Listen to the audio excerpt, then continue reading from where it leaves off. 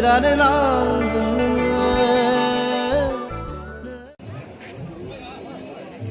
সৈতে উপস্থিত আছে এম মনিৰাম সিং আৰু তেখেতে অসমীয়া মন যায় চিনেমাখন পৰিচালনা কৰিছিল। আমি তেখেতৰ পৰা জানিবলৈ চেষ্টা কৰিম বৰ্তমান গুৱাহাটীত যি আন্তঃৰাষ্ট্ৰীয় পৰ্যায়ৰ চলচ্চিত্ৰ মহোৎসৱ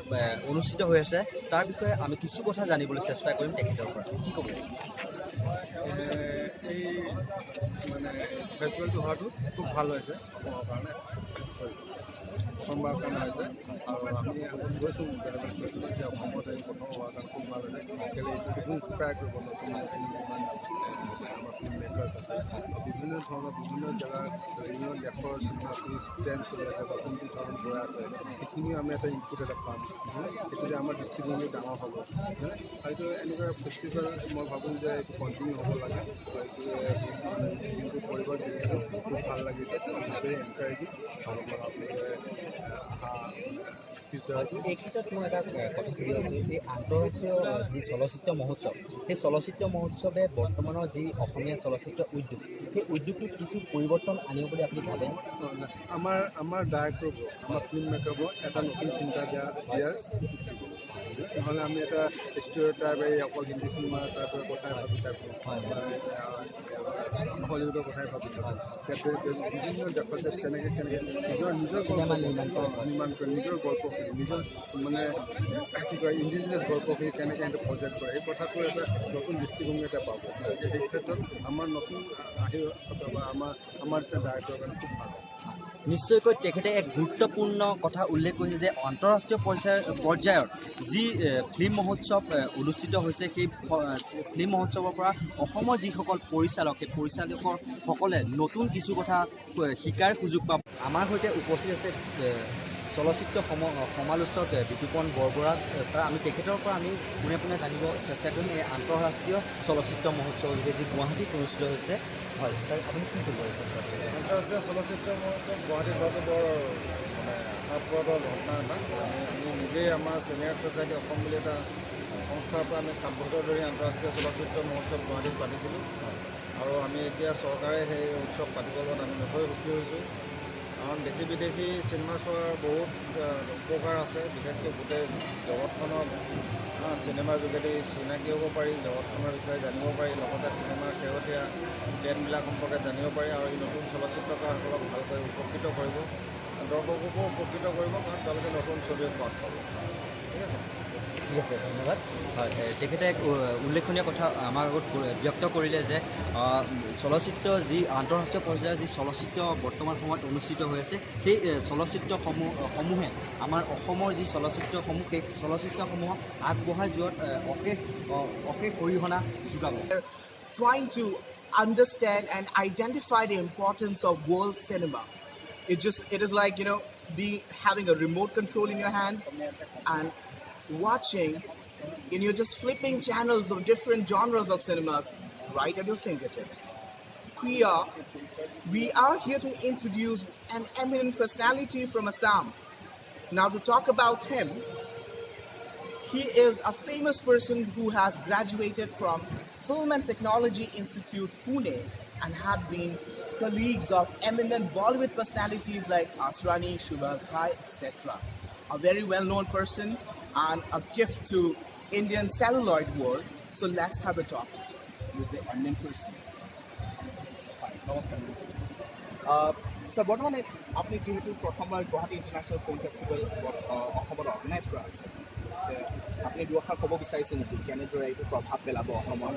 মই মোৰ নিজৰ পৰিচয়টো দি লওঁ। হয়, নিশ্চয়। মোৰ নাম মুকুট দিয়া, নগাঁৱত ঘৰ। মই পুনা ফিল্ম এণ্ড টেলিভিশ্যন ইনষ্টিটিউটত 1963 এডমিশ্যন লৈছোঁ, 3rd বেচ এডিটিঙৰ। আছৰাণী, সুভাষ ঘাই, মলি পল আদি গোপাল গোসাঁই এইবিলাক মোৰ কলিগ আছিলে। তাৰপিছত মই 65ত তাৰপৰা পাছ কৰি ওলালোঁ। আগৰ যিখন ডিপ্ল'মা ফিল্ম আছিলে লাইট, DLIGHT লাইট, এখন মই এডিট কৰিছিলোঁ। আৰু তেওঁ আৰু এখন ফিল্ম আছিলে গ্ৰেট ডে, এখন আমাৰ ইন্দুকল্প হাজৰিকাত ফটোগ্ৰাফী কৰিছিলে, মই এডিট কৰিছিলোঁ দেই। আৰু মোৰ বন্ধু আমাৰ ফটোগ্ৰাফী কে মহাজন, একপল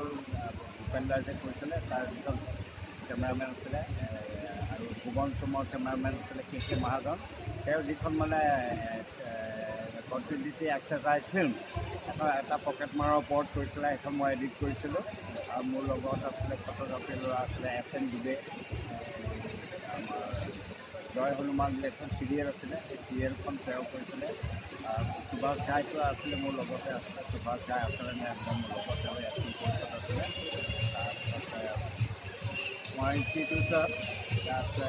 বিভিন্ন বিষয়ে শিকায় film appreciation motion picture production orientation film appreciation তাৰপিছত মানে কেমেৰা বিষয়ে photography motion picture photography orientation sound recording sound সেয়া মানে কেনেকৈ কোনো মাইক্ৰফোনবিলাক কেনেকুৱা মানে সকলো কথা জানিব লাগে সেই ক্লাৰিটি সেইকাৰণে তাৰবিলাক আছিলে আমাৰ আছিলে RK Ramachandran RK Narayan RK Lakshman তেওঁৰ ককায়েক RK নাৰায়ণৰ ভায়েক ফিল্ম এডিটৰ আছিলে জেমিনি হেৰি আমাৰ প্ৰফেচৰ আছিলে তাৰপিছত আকৌ সতীশ বাহাদুৰ আছিলে আমাৰ এপ্ৰিচিয়েশ্যন কালে আছিলে আৰু এজন আছিলে এমপি চাহ বুলি how you are going to make a film with 5 ইকুইপলি নিয়াৰ প্ৰজেক্ট এনেকৈ শিকাইছিলে আৰু তাৰপিছত এইখিনি বহলাই নকওঁ বাৰু মই তাৰপৰা পাছ কৰি ফিল্ম ডিভিজনত এটা হেৰি দিছিলে 150 টকাকৈ এটা ষ্টাইপেণ্ড দিছিলে প্ৰথম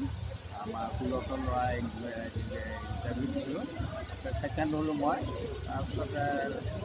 মানে এটা ল'ৰাহে ল'ব তাত এতিয়া আমাৰ লগৰ ল'ৰা এটা মানে মই চবেই ভাল হৈছে তেওঁ কৰক তাৰপিছত মই হেৰিলৈ গ'লোঁ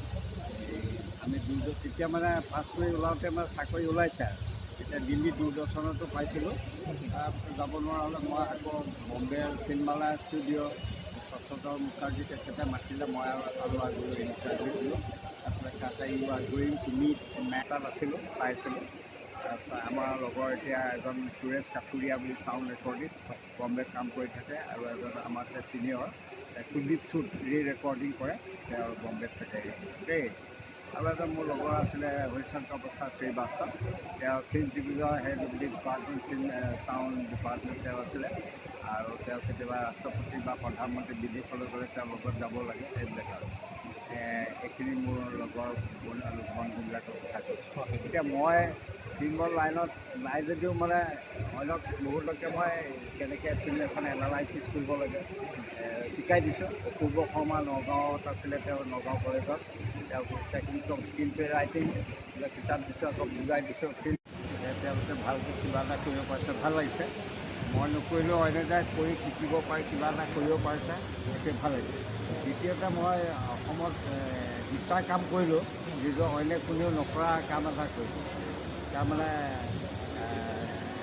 দিল্লী বম্বে কলকাতা এইবিলাকত মানে অন দি স্পট পেইণ্টিং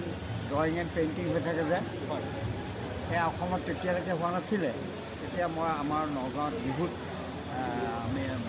মাঘৰ বিহু পাতোঁ তেতিয়া মই বিহু কমিটি কৰোঁতে ল'ৰা ছোৱালীবিলাকক ছবি আঁকিবলৈ দিব লাগে অন দি স্পট তেতিয়া তুমি কৰা গ'হেড মই ঘৰে ঘৰে গৈ পেলাই ল'ৰা ছোৱালীবিলাক মাতিলোঁ 78টা ল'ৰা ছোৱালীক বিহু কমিটিয়ে এখন কাগজ দিলোঁ সমৰা দিলোঁ তাৰপিছতে প্ৰণৱ বৰুৱা যে স্কুলত আৰ্টৰ পৰা পাছ কৰি আছিলে তেওঁক জাজ পাতি দিলোঁ আৰু এগৰাকী জাজ পাতি দিলোঁ তেওঁলোকে ৰিটায়াৰ 73, 74, 75, 76লৈকে মই চাই দিলোঁ আৰু তাৰপিছত কললৈ ক'লে আমি এখন স্কুল খুলিলোঁ আৰ্ট স্কুল খুলিলে এতিয়া হাজাৰ হাজাৰ ল'ৰা ছোৱালী তাৰপৰা পাছ কৰি আৰ্ট এতিয়া কিবা এটা ফাংচন হ'লে ছবি আঁকাটো থাকেই আৰু এতিয়া গুৱাহাটীত আৰ্টিষ্ট গিল্ড হ'ল তেনেকৈ গোটেই অসমতে ছবি আঁকাটো এটা কম্পিটিশ্যনৰ নিচিনা হৈ গ'ল ভাল হ'ল তাৰপিছত 1979ত ফেমিনা মেগাজিনত মানুহ এগৰাকীয়ে লিখিলে হাউ আই হেল্প মাই টেলেণ্টেড ছান এতিয়া তেওঁলোকে এয়াৰফ'ৰ্চত আছিলে গৈ দিল্লী পালেগৈ দিল্লীত তেওঁলোকে তেতিয়া ল'ৰা দুটা ভায়েকে কাজিয়া কৰি থাকে মাকে তেতিয়া কি ক'লে বহী এখন দিলে ডাঙৰটোক তুমি কাজিয়া দিনটো ভাইটিক এইবাৰ কৈ নাই আপুনি কিবা এতিয়া ভাই লেখাই আৰু লিখি থাকে কাজিয়া নকৰা হ'ল আৰু কাজিয়া নকৰা হ'ল তেতিয়া মাকে কি কয় কিবা কিবি কম্পিটিশ্যন হ'লে তাৰ দুখ দিবলৈ দিয়ে প্ৰাইজ নাপালে মাক দেউতাকে দি দিয়ে তেনে কৰোঁতে Shankar literary competition gold medal পালে মই মানে আগতে এইবিলাক সাধু কিতাপ পঢ়ি ভাল পাওঁ তাৰপিছত ইলাষ্ট্ৰেটেড উইকলিজ আনট্ৰেমা ষ্টৰী ফেণ্টম বা হিন্দুস্তান ষ্টেণ্ডাৰ্ডত মেড্ৰিক দি মেজিচিয়ান এইবিলাক কাটি কাটি থৈ দিওঁ ল'ৰাবিলাকৰ সৰু সৰু ল'ৰা ছোৱালীক সাধুবিলাক কৈ থাকোঁ আৰু মনত থাকে কেতিয়াবা ষ্টকত শেষ হৈ যায় ছোভিয়েট লেণ্ড তাৰপিছত বেংগলী চুকতাৰা এনেকৈ এইবিলাক কৰি এতিয়া সাধু কোৱা এটা কম্পিটিশ্যন এটা হৈ গ'ল গোটেই অসমতে এই দুটাই ডাঙৰ কাম কৰিলোঁ বুলি মই ভাবোঁ ধন্যবাদ আপোনালোকৰ এটা গুৰুত্বপূৰ্ণ প্ৰশ্ন এটা আছে মানে যিহেতু এটা অসমীয়া চলচ্চিত্ৰ চিনে জগতৰ এতিয়া বৰ্তমান যিহেতু ব্ৰিডিং চলি আছে তো তাৰ বিষয়ে আপোনাৰ কিবা এটা ৰায় বা কিবা এটা আপোনাৰ জাজমেণ্ট কিদৰে আমি অসমীয়া চলচ্চিত্ৰ জগতত যাতে নতুন ধৰণে প্ৰস্তুত কৰিব পাৰোঁ বলিউডৰ লগত যাতে আমি মানে আমি কম্পেয়াৰ কৰিব পাৰোঁ যে Assamese movie industry unlike south industry south film industry যাতে এটা ছেইম লেভেলত যাতে চলে এনেদৰে কিবা এটা আপোনাৰ যদি এডভাইচ আপোনাৰ বহুমূলীয়া এডভাইচ দিব পাৰে মানে এটা বেলেগ বেলেগ বয়সৰ মানুহে বেলেগ বেলেগ ধৰণৰ চিনেমা চাই ভাল পায়তো সৰুতে আমি টাৰ্জানৰ ফিল্ম চাই ভাল পাইছিলোঁ বা জেমিনি পিকচাৰ্ছৰ চন্দ্ৰলেখা তলোৱাল খেলা বা কাৰ্টুন ফিল্ম এইবিলাক চাই পেলাই ভাল পাওঁ সেই চামৰ মানুহে তেনেকুৱা চাই থাকিবই সদায় এণ্টাৰটেইনমেণ্টটো লাগিবই এতিয়া আমাৰ অসমীয়া ফিল্মৰ হৈছে কি যিসকলে কৰি আছে কিংবা চিনেমাৰ বিষয়ে মানে technique art of film making সেইটো নাজানাকৈ কিছুমানে কৰিছে নহয় জানো কিছুমানে কৰাৰ কাৰণে আৰু পাব্লিচিটি নাই অসমীয়া ফিল্মবিলাকৰ পাব্লিচিটি নাই এতিয়া আমাক মানে ছাৰে কৈছিলে এতিয়া জেমিনি পিকচাৰ্ছে তেওঁলোকে কি কৰে গোটেই ভাৰতবৰ্ষত ছাৰ্ভে কৰে মানুহ পঠিয়াই দিয়ে এতিয়া কোন অঞ্চলৰ মানুহে কেনেকুৱা চিনেমা চাই পেলাই ভাল পায় সেইমতে তেওঁলোকে ফিল্মবিলাক কৰিছিলে ফেমিলি ড্ৰামা বা এইবিলাক চাই ভাল পাইছে আমাৰ অসমতো তেনেকৈ ভাল ভাল এতিয়া ওলাইছে ল'ৰা ভাল কৰিব পাৰিব মই আশা কৰিছোঁ আৰু এতিয়া এইখন যে ফিল্ম ফেষ্টিভেল হ'ল ইয়াত ভাল ভাল ফিল্মবিলাক চাই পেলাই টেকনিকটো অলপ বেলেগ আগতকৈ বেলেগ হ'ল তেওঁলোকে ভাল কৰিব পাৰিব এতিয়া মই কেইবাজনৰ নামবিলাক দেখিছোঁ ভাল লাগিছে তেওঁলোকৰ মই অৱশ্যে তেওঁলোকক চাবলৈ পোৱা নাই কিন্তু ভাল কৰিব বুলি আশা কৰিছোঁ নিশ্চয় Thank you so much, sir, for your valuable advice about the emerging film industry which is happening in Assam. আপোনাৰ ফিল্ম এডিটৰ প্ৰাঞ্জল কাশ্যপ ডাঙৰীয়া আমাৰ সৈতে উপস্থিত আছে আমি তেখেতৰ পৰা পোনে পোনে জানিব চেষ্টা কৰিম তেখেতৰ অনুভৱ জানিবলৈ আমি চেষ্টা কৰিম আন্তঃৰাষ্ট্ৰীয় যি চলচ্চিত্ৰ মহোৎসৱ সেই চলচ্চিত্ৰ মহোৎসৱৰ আমি কিছু কথা আমি তেখেতৰ পৰা আমি জানিবলৈ চেষ্টা কৰিম কি ক'ব এইটোতো প্ৰথমবাৰৰ কাৰণে আহিছে আৰু মানুহৰ উৎসাহ দেখি ভালেই লাগিছে কাৰণ প্ৰথমবাৰ অৰ্গেনাইজ কৰিছে লগত আমাৰ ফিল্ম ইনষ্টিটিউটখন জড়িত যদিও মই ফিল্ম এডিটৰ তথাপিও মই এখন ইনষ্টিটিউটখনৰ লগতে বেছিকৈ জড়িত কাৰণ মই টিচিং কৰোঁ তাতে ত' আমি বহুত আশা কৰিছিলোঁ যে ভাল ভাল চিনেমা কিছুমান আহক আমাৰ বাহিৰৰ মানুহো সহায় কৰিছে চৰকাৰৰ ফালৰ পৰাও সহায় হ'ল হৈ পেলাই কিন্তু কিমান ডাঙৰকৈ যে যিটো হৈ থাকিব So now we bring before you drama and dance, which will be performed by the artist of Song and Drama Division. চলচ্চিত্ৰ মহোৎসৱৰ পৰা মানে কি মইতো কেতিয়াও অসমীয়া চিনেমাক কম বুলি ভবাই নাই আজিলৈ যিমান দেখিছোঁ অসমীয়া চিনেমাৰ অলৰেডি বহুতখিনি আছে কিন্তু কমাৰ্চিয়েল ছেক্টৰত অলপমান ডেফিনেটলি দুৰ্বল কিন্তু অসমীয়া চিনেমা আজি যিমানখিনি ওলাইছে প্ৰতিখন চিনেমাই দেশ বিদেশ চবতে নাম কৰিয়ে আহিছে তো যিমানখিনি এতিয়ালৈ বুজি পাইছোঁ যে আৰু যদি এনেকুৱা মানুহ ওলাই আহে আৰু যদি নতুনকৈ পঢ়া শুনা কৰিবলৈ চিনেমাৰ বিষয়ে পঢ়া শুনা কৰিবলৈ মানুহ ওলাই আহে তেতিয়াহ'লে ডেফিনেটলি বহুত ভাল হ'ব ফেষ্টিভেলো ভাল হ'ব পৰিৱেশ ভাল হ'ব নতুন সমস্যাবিলাক চিনেমাৰ পৰা ওলাই আহিব আপোনাক আমি ধন্যবাদ জ্ঞাপন কৰিছোঁ এক গুৰুত্বপূৰ্ণ কথা তেখেতে উল্লেখ কৰিছে যে এনেকুৱা ধৰণৰ আন্তঃৰাষ্ট্ৰীয় চলচ্চিত্ৰ মহোৎসৱৰ জৰিয়তে আমাৰ যি উদ্যোগ অসমীয়া চলচ্চিত্ৰ উদ্যোগ সেয়া আৰু অধিক প্ৰসাৰ লাভ কৰিব সকলো ওলাই আহিব তেখেতে আবেদন জনাইছে যে সকলো ওলাই আহক অসমীয়া চিনেমা চাই উপস্থিত আছে পাৰ্থপ্ৰতিম বৰুৱা ছাৰ আৰু আমি তেখেতৰ সৈতে আমি কথা পাতিবলৈ চেষ্টা কৰিম তেখেত হৈছে চলচ্চিত্ৰ জগতৰ লগত জড়িত এগৰাকী ব্যক্তি আমি তেখেতৰ পৰা এই আন্তঃৰাষ্ট্ৰীয় চলচ্চিত্ৰ মহোৎসৱৰ অনুভৱ আমি জানিবলৈ চেষ্টা কৰিম কি ক'ব পাৰে আচলতে মই অত্যন্ত সুখী যে অসমত প্ৰথমবাৰৰ কাৰণে চৰকাৰৰ আন্তঃৰাষ্ট্ৰীয় চলচ্চিত্ৰ মহোৎসৱ বিদেশী ছবি প্ৰায় 71খন প্ৰদৰ্শন কৰা হৈছে বিদেশী ছবি নিৰ্বাচন কৰিবৰ কাৰণে এই আয়োজকে 12জন জুৰি মেম্বাৰ চিলেক্ট কৰিছে এই 12জন জুৰি মেম্বাৰৰ ভিতৰত মই এজন জুৰি মেম্বাৰ আছিলোঁ আৰু আমাৰ 100খনতকৈ অধিক চিনেমা আমাৰ বিদেশী ছবি আমাক দিছে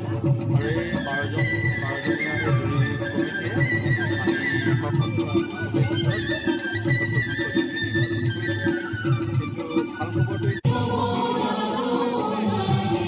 আমি তেখেতক ধন্যবাদ জ্ঞাপন কৰিছোঁ আৰু তেখেতে আমাক বহুত উল্লেখনীয় কথা